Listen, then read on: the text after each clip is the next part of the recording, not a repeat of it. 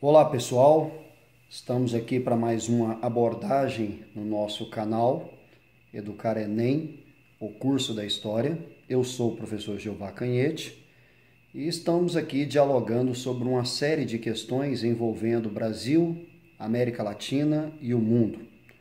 Quero agradecer a todos que estão nos acompanhando com seus comentários, positivos ou negativos, todos ficarão lá, para apreciação pública. Inclusive sem nenhum tipo de retaliação, tá? Pode ficar tranquilo. Esse é um canal muito democrático. Você que está inscrito, compartilhe. Você que não está inscrito, se inscreva. Acione o sininho para que toda vez que tiver um vídeo novo, você possa ser avisado, você possa ser comunicado. Nesse nosso papo de hoje, nessa nossa conversa, eu gostaria de salientar aqui alguns acontecimentos da semana. O nosso tema hoje vai orbitar em torno da América Latina. Essa semana foi uma semana muito intensa. Aliás, viver no Brasil de alguns meses para cá tem sido assim, né? Novidades a cada semana. Eu começaria dizendo aqui, apresentando aqui um ponto de vista sobre a situação do Brasil. Tivemos uma semana em que o jornalista Glenn Greenwald deu uma entrevista a uma comissão formada pelo Congresso, uma comissão para avaliar ali, a priori, aqueles vazamentos da Vaza Jato. Tivemos ali diálogos hilários, como, por exemplo, parlamentares tentando desqualificar o jornalista, tentando, inclusive, atingi-lo na sua opção sexual. E quando as estratégias são essas, você não ataca os argumentos, você ataca o dono dos argumentos. Isso para mim é prova de desespero. Mas para mim a melhor resposta que o Glenn deu foi em relação ao parlamentar, que ao se dirigir a ele, perguntou, afirmando sobre a relação que ele tem com o parlamentar Davi Miranda. O Glenn é casado com o parlamentar brasileiro, Davi Miranda, do PSOL. E aí esse parlamentar ali na comissão foi questioná-lo e, ao se dirigir ao Glenn, perguntou, não sabia se dizia se a relação era de marido, era de namorado, ou seu marido, o seu namorado, e o Glenn o interrompeu dizendo, pode falar cônjuge. Claro, uma clara alusão aqui ao Sérgio Moro, né, que numa das suas entrevistas se dirigiu aí a sua mulher como cônjuge. Então foi uma resposta sensacional, né? O Glenn chamou a atenção para os arquivos que ainda estão por vir. Nós estamos aqui de camarote, esperando, né, que esses arquivos apareçam, inclusive os áudios, para que nós possamos saber do que se trata, qual é a dimensão mesmo dessa promíscua relação do judiciário com a mídia, com o Supremo e com tantos personagens que poderão aparecer. Fique tranquilo que, claro, que quando a bomba explodir, nós vamos avaliar aqui os impactos da bomba, tá? Vá me acompanhando aqui. Então essa é uma primeira questão sobre o que aconteceu nessa semana no Brasil. Aliás, o Glenn chegou a dizer que para uma deputada, se eu não me engano, a Zambelase, do PSL, que o desafiou a mostrar os áudios imediatamente, e ele respondeu muito, muito profissionalmente, dizendo que os áudios estão sendo preparados, jornalisticamente preparados, para que seja uma coisa, né, séria, sem nenhum tipo de indução, mas que ela se arrependeria do que ela estava dizendo, porque quando ela ouvisse o teor dos áudios, ela provavelmente não vai gostar.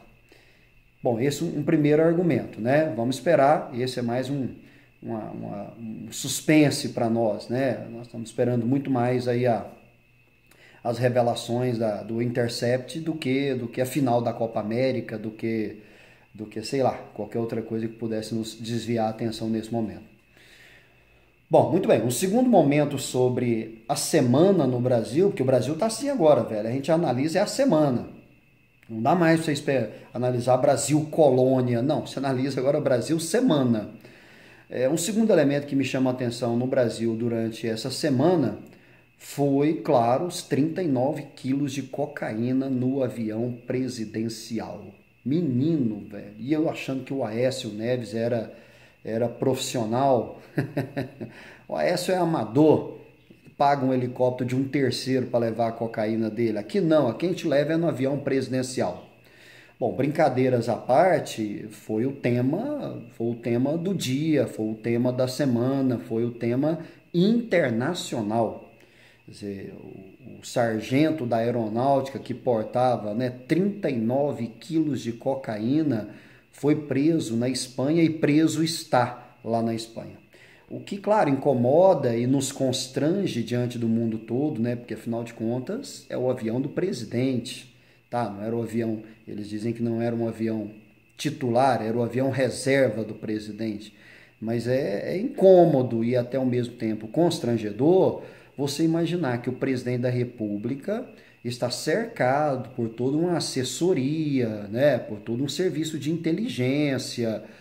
E 39 quilos, parceiro, não são 39 gramas, né? 39 quilos eu vou arredondar aqui para minha conta ficar mais fácil. 40 quilos é quase um saco de cimento. Então, tem perguntas aí que nós precisamos fazer, né? Como é que essa droga foi embarcada? Tá? Se nós estamos numa briga danada, inclusive envolvendo o próprio presidente, com o peso das malas, o peso da bagagem na aviação, né? A mala que pesa mais de 10 quilos, a gente está tendo que pagar, não pode mais ter mala de colo, não sei o que, esse é o debate. E aí você me vem com 40 quilos de cocaína, 40 quilos, como é que essa droga foi embarcada no avião presidencial, né? Eu tenho para mim, claro, as coisas estão suspensas, elas tenderão a aparecer ou não, porque diante do que vem acontecendo, principalmente com esse governo, muitas perguntas permanecem sem respostas.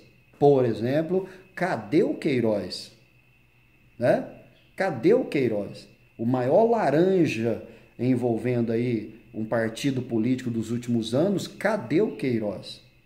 Cadê o processo contra o Flávio Bolsonaro? Aquele dono dos 37 imóveis lá no Rio de Janeiro, aquele mesmo que fez, né, mais de 40 depósitos no mesmo dia, claro. Cadê o Flávio Bolsonaro? Então tem determinadas perguntas que ainda permanecem no ar. Imagina se encontrar mais de 150 fuzis de uso militar na casa de um miliciano que morava a algumas quadras do presidente. Então tem perguntas muito estranhas. E o Adélio da facada foi absolvido? Como assim? É claro que isso cabe pergunta. Esse cara tentou matar o presidente da República. Na época não era presidente ainda, mas você há de convir comigo que a facada o elegeu. Cadê o Adélio? Como é que absolve o Adélio? O que está por trás disso? Então, assim, estamos vivendo um CSI no Brasil. Coisas que cabem à investigação. Mas voltemos aqui aos 40 quilos de cocaína. Velho, é um festival hippie. 40 quilos não é qualquer coisa, imagina. Então a pergunta é, como se embarcou essa droga? Né? Ninguém viu isso, um serviço de inteligência. Você imagina se isso fosse uma bomba? Vamos aqui. Porque é o presidente da República, é o Estado brasileiro representado, é a segurança nacional. Às vezes você pode pensar, é uma bobagem isso. Não, não é bobagem. O presidente da República representa o país. Ele é o mandatário maior do país. Então você entenda comigo que o presidente, o mandatário maior da pátria, tinha ali na sua proximidade 40 quilos de cocaína num tráfico internacional de drogas. É muito curioso, cara. É muito curioso e é muito irônico. O Brasil, eu costumo dizer, parece que o Brasil é o país da piada pronta. O general Augusto Heleno diz que foi azar. Foi o que ele disse. Foi muito azar. Não se trata de azar. Como assim azar? Azar você tem loteria, corrida de cavalo. Nós estamos falando de política de Estado. Nós estamos falando de serviço de segurança, gabinete de segurança institucional. Tem a ver com azar. Esse tipo de azar não acontece, por exemplo, com o governo americano. Acha mesmo? Em algum momento da história dos Estados Unidos foi encontrado 40 quilos de cocaína financiada aí pelo Pablo Escobar da época, dentro da aeronave que transportaria a comitiva do presidente dos Estados Unidos. Está brincando comigo? Não é uma coisa simples, não é azar. Isso tem a ver com a mais absoluta falta de gestão, de gerência, de segurança, de coordenação, de entendimento de segurança presidencial. Ou seja, eu achava que nisso esses caras seriam competentes. Você se cercar de militares, como o governo Bolsonaro fez, que hipoteticamente são aí os nossos representantes da segurança nacional, né? Que lidam com estratégias, inclusive estratégias de guerra, 40 quilos de cocaína, né? Então, muito mais há por ser explicado. Não basta a resposta do Bolsonaro de que é constrangedor, claro. Não basta a resposta do general Augusto Heleno, que é azar. Não basta a resposta do Mourão, do vice, que disse que tínhamos dentro do avião uma mula qualificada, claro. E eu não sei se estava falando do Bolsonaro ou da droga, ou do sargento. Mas a questão é um assunto sério, né? Trata-se da segurança institucional do presidente da República. Num país sério, o Brasil não nos parece um país sério agora. Me lembra uma frase do general Charles de Gaulle, herói de guerra, né, da Segunda Guerra Mundial, herói de guerra francês, que depois, inclusive, foi eleito presidente da França. Quando visitou o Brasil nos anos 50, início dos anos 60, o de Gaulle volta para a França e a primeira pergunta que os franceses fazem a ele é: como é o Brasil? E ele responde: o Brasil não é um país sério. Eu acho que passados aí outros 60 anos, já quase em 2020, você poderá ver que a repercussão dos jornais internacionais ontem sobre, curiosamente, o Dia Internacional de Combate à Droga. Puxa vida! No Dia Internacional de Combate à Droga, Sérgio Moro estava lá nos Estados Unidos pedindo benção, né? Fazendo mais um estágio lá com o patrão e tudo. No Dia Internacional de Combate à Droga, se descobre 40 quilos de cocaína no avião presidencial. O Brasil não é um país sério, cara. Desculpa aí, Charles de Gaulle tem razão. O Brasil não é um país sério. Continuando sobre o Brasil, essa epopeia semanal chamada Brasil. Bolsonaro viajou para a cúpula do G20 no Japão e rebateu a crítica da primeira-ministra alemã Angela Merkel. A Angela Merkel fez uma crítica sobre a preocupação que ela tem com o governo Bolsonaro. Vale dizer que ontem saiu um relatório da ONU apontando Bolsonaro como um dos maiores fracassos das lideranças mundiais. É a ONU que está dizendo. E a Angela Merkel fez uma declaração preocupada com os rumos do Mercosul e, sobretudo, preocupada com a floresta amazônica. A Alemanha tem hoje, a Europa tem hoje uma grande questão, uma preocupação ambiental. Quero lembrá-los de uma aula que eu gravei, talvez a segunda dessa série de vídeos, em que eu falei da eleição para o Parlamento Europeu, recente eleição, onde os verdes aumentaram as suas cadeiras, principalmente na Alemanha. Então essa questão é uma questão muito séria na Alemanha, essa questão dos verdes, essa questão ambiental. Inclusive, por falar em Alemanha aqui, eu quero aproveitar esse vídeo, já o fiz através de escrita, mas quero aproveitar esse vídeo e agradecer ao meu aluno, ex-aluno Alan, que está lá na Universidade Heidelberg, na Alemanha, acho que é isso mesmo, e que está nos acompanhando no canal e que nos teceu aí grandes elogios ao nosso trabalho aqui, a nossa proposta, né, de falar sobre as coisas do Brasil e as coisas do mundo. Mais uma vez, Alan, obrigado a todos aí na Alemanha que estão nos acompanhando. Na rede mundial de computadores, isso é uma realidade. Eu, originalmente, quando gravo um vídeo desse, como personagem do século XX que sou, minha cabeça está lá no século XX, na minha concepção, eu estou gravando para o meu aluno ali do lado, para meu aluno do interior de Goiás, no máximo, mas não para a Alemanha, pois a coisa está chegando lá. Um abraço a todos, é um privilégio meu poder estender isso, né, ao mundo todo. Essa é a dimensão da coisa. Então a Angela Merkel puxou, deu um pito, né? Deu uma chamada no Bolsonaro.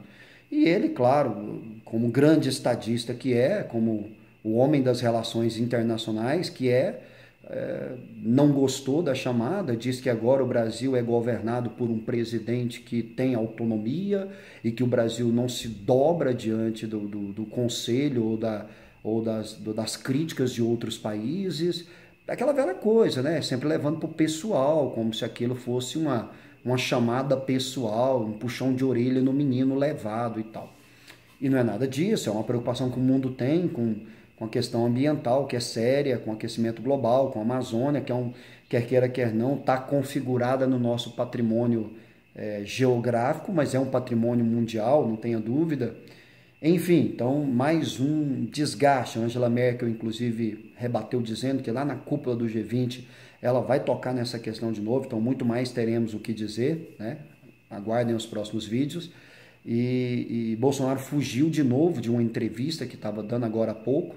Os jornalistas começaram a tocar nessa questão espinhosa. Ele abandonou de novo, normal para quem abandonou todos os debates presidenciais, para quem abandonou, né, aquela primeira conferência que nós tivemos há 40 dias atrás, 2 meses atrás, aquela conferência do clima, para quem abandonou, enfim, tantas outras entrevistas, normal abandonar mais essa. Mas a pergunta está no ar, né? E ela voltará a aparecer. De uma última questão que marcou a semana, extrapolando o Brasil, trabalhando aqui um pouco sobre a ideia da América Central, foi, né, aquela chocante imagem de um pai com a sua filha, claro, tentando atravessar o Rio Bravo, no México, e ambos afogados, morreram afogados nessa vã tentativa de entrar nos Estados Unidos. Uma tragédia, mais uma das inúmeras tragédias que vem marcando aquela fronteira do México com os Estados Unidos e do México com os outros países da América Central. É uma questão humanitária, é uma cena chocante, rodou o mundo todo. Lembra a cena daquele garoto sírio que, né, também teve o seu corpinho boiando ali de cabeça para baixo, né, com a cara na areia, numa praia grega. Lembrou muito a cena. A garotinha estava debaixo da camiseta do pai, uma garotinha de 2 anos de idade. Chocante, uma coisa assim, inominável, né? O mundo ficou estarrecido com aquilo. E isso tem a ver com a política anti-imigração do presidente Donald Trump, né? Eu diria que um dos grandes responsáveis por isso é o presidente dos Estados Unidos. Nesse acirramento em relação à fronteira, nesse endurecimento de uma política anti-imigração, né? nessa postura rígida, violenta, eu diria até covarde para com os imigrantes. Então isso tem que ser debitado, e não sou eu que estou debitando, o próprio Partido Democrata ontem discutiu exaustivamente isso. Isso é mais duas vidas, né, que serão debitadas na política, não na conta do Trump, mas na política anti-imigracional do presidente Donald Trump. Claro que vociferou um monte a respeito disso, lamentando, mas dizendo que a culpa é do imigrante, a culpa é dos governos, como o governo mexicano, que permite esse povo entrar por lá, porque o que os Estados Unidos quer é que o México faça a mesma coisa com os seus vizinhos. E de alguma forma isso é muito irresponsável, porque é uma questão humanitária. Nicaragüenses, hondurenhos, salvadorenhos, passam aí aos milhares ali pela fronteira com o México, porque é o acesso aos Estados Unidos. É uma política, sabe, higienista, darwinista, mais ou menos como as estratégias do século XIX, né? Eugênica, de certa forma, racista, xenófoba. Eu não tenho nem adjetivos para falar sobre isso, né? Então, sem dúvida nenhuma, é uma questão humanitária. Aqueles países da América Central, El Salvador, Honduras, Nicarágua, Panamá, são países que padecem há décadas de estabilidade, de uma democracia de fato. O que você teve e tem, por exemplo, nesses países são governos ou populistas à direita, ou populistas à esquerda, ou militares, ou guerrilhas que largaram as armas e assumiram o comando. No caso de El Salvador foi bem isso. Você tinha lá uma guerrilha chamada Frente Farabundo Martí de Libertação Nacional, que governou o país nos últimos anos. Anteriormente, você teve quase 30 anos de um governo de direita conservador. E tanto a direita conservadora quanto a esquerda ex-revolucionária não deram as respostas nem democráticas, nem sociais a essa população. Porque o povo fica nessa linha de fogo, o povo fica nessa troca de disparos, né?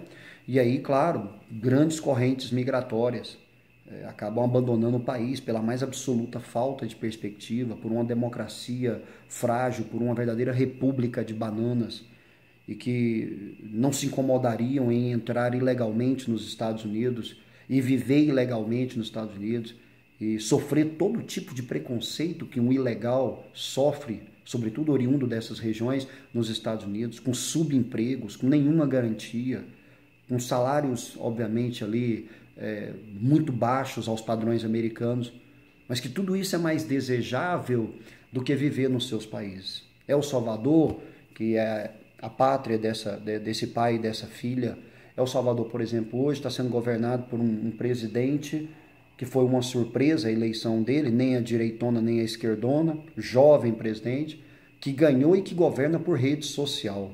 Esse é o fenômeno das redes sociais. Aconteceu aqui, acontece lá. Um cara que faz demissão de ministros por Twitter, né? Um cara que faz comunicação de governo por WhatsApp. Então, sim, estamos enfrentando um momento diferente da história da humanidade, onde aquela empatia com o eleitor, aquele contato com as suas bases, aquele debate com as comunidades, aquilo praticamente acabou. Governa-se à distância, governa-se por rede social. E a sociedade, claro, normalmente paga essa fatura, né? E caro. Então, chama-se a atenção para essas condições da América Central e do Caribe. E falaremos disso no próximo vídeo, porque isso envolve aí a fragilidade das instituições, isso envolve a ausência de governos democráticos que se mantém, é uma sucessão de golpes e contragolpes. Você tem democracias que não amadurecem, você tem salvadores da pátria que se apresentam como salvadores da pátria e como todo salvador da pátria, depois viram o vilão da pátria, a lá Sérgio Moro. É o caso do Daniel Ortega na Nicarágua, que já lutou contra a mais sangrenta guerrilha, mais sangrenta ditadura daquele país, que foi a família Somoza, mas que uma vez no poder faz a mesma coisa. Nicolás Maduro na Venezuela. Então a América Latina, América Central, o Caribe, o próprio Brasil, tem muito assunto para a gente discutir. Ficamos por aqui, dado o tempo, né, que nós estamos meio que respeitando, mas voltaremos a falar disso aí, tá ok? Um abraço para você que me acompanhou, né? Compartilhe, curta e elogie ou critique, né? Vai ser bem aceito do mesmo jeito. Tamo junto.